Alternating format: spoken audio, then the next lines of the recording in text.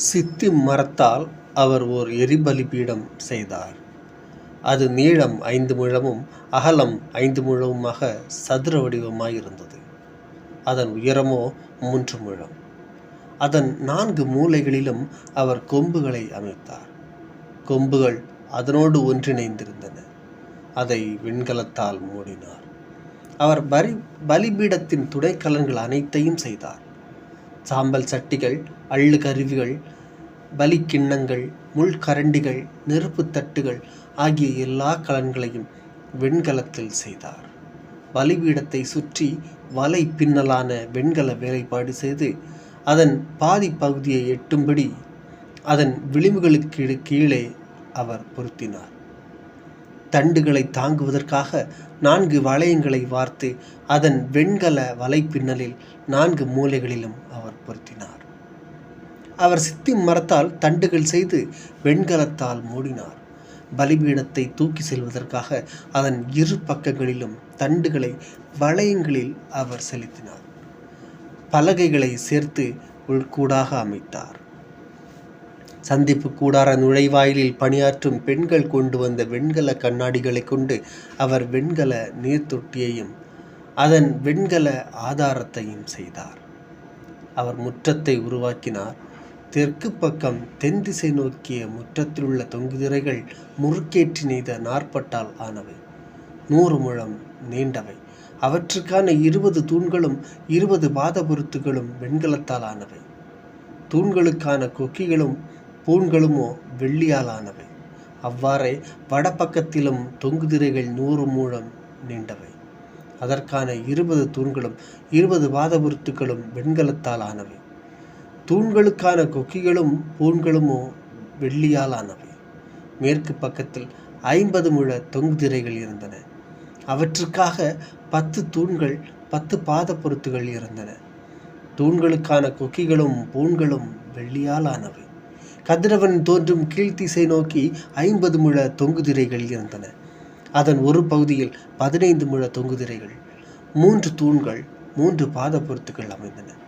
இதுபோன்றே முற்றத்தின் நுழைவாயிலுக்கு மறுபகுதியிலும் 15 முழ தொங்குதிரைகள், 3 தூண்கள், 3 பாதபொருத்துகள் அமைந்தன. முற்றத்தை சுற்றியுள்ள எல்லா தொங்குதிரைகளும் முறுக்கேற்றி நெய்த மெல்லிய நாற்பட்டால் ஆனவை. தூண்களின் பாதப்பொருத்துகள் வெண்கலத்தால் ஆனவை. தூண்களின் கொக்கிகளும் பூண்களுமோ வெள்ளியால் ஆனவை. அவற்றின் பொதிகைகள் வெள்ளியால் பொதியப்பட்டவை. முற்றத்தின் தூண்கள் அனைத்துமே வெள்ளிப்பூண்கள் கொண்டிருந்தன. முற்றத்து நுழைவாயிலின் தொங்குதிரை நீளம் கரும் சிவப்பு நூலும் முறுக்கேற்றி நெய்த மெல்லிய நாற்பட்டும் பின்னல் வேலைப்பாடும் கொண்டதாக விளங்கியது. அதன் நீளம் 20 முழம். அதன் அகலமும் உயரமும் முற்றத்தின் தொங்குதிரைகளுக்கு இணையாக 5 முழமாம். அதற்காக 4 தூண்களுக்கும் 4 வெண்கல பாதப்பொருத்துகள் இருந்தன. அவற்றின் கொக்கிகளும் பொதிகைகளும் பூண்களும் வெள்ளியால் மூடப்பட்டிருந்தன. திரு உறைவிடத்திலும் சுற்று முற்றத்திலுள்ள முளைகள் எல்லாம் வெண்கலத்தால் ஆனவை. திரு உறைவிடத்தின், அதாவது உடன்படிக்கை திரு உறைவிடத்தின் இருப்பு கணக்கில் இருந்தவை இவையே. மோசேயின் கட்டளைப்படி குரு ஆரோனின் மகன் இத்தாமரின் பொறுப்பில் லேவியர் எடுத்த கணக்கு பின்வருமாறு. யூதா குலத்தை சார்ந்த கூரின் மகன் ஊரியின் புதல்வரான பெட்சலேல் ஆண்டவர் மோசேக்கு கட்டளையிட்டது அனைத்தையும் செய்தார். அவரோடு இருந்தவர் தான் குலத்தை சார்ந்த அகிசமாக்கின் மகன் ஒகலியாவு. அவர் ஒரு சிற்பியும் கலைஞரும் ஆவார்.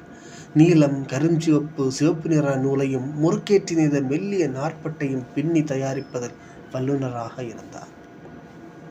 தூயகத்தின் அனைத்து பணிக்கும் பயன்பட்ட தங்கமெல்லாம் ஆரத்தி காணிக்கை வழி வந்தது. அது தூயக செக்கைல் நிறைப்படி 1170 கிலோகிராம் ஆகும். மக்கள் கூட்டமைப்பில் எண்ணப்பட்டவர்களிடமிருந்து வந்த வெள்ளி தூயக செக்கைல் நிறைப்படி 4020 கிலோகிராம் ஆகும். 20 வயதும் அதற்கு மேலும் உள்ள ஆண்கள் எண்ணப்பட்டார்கள்.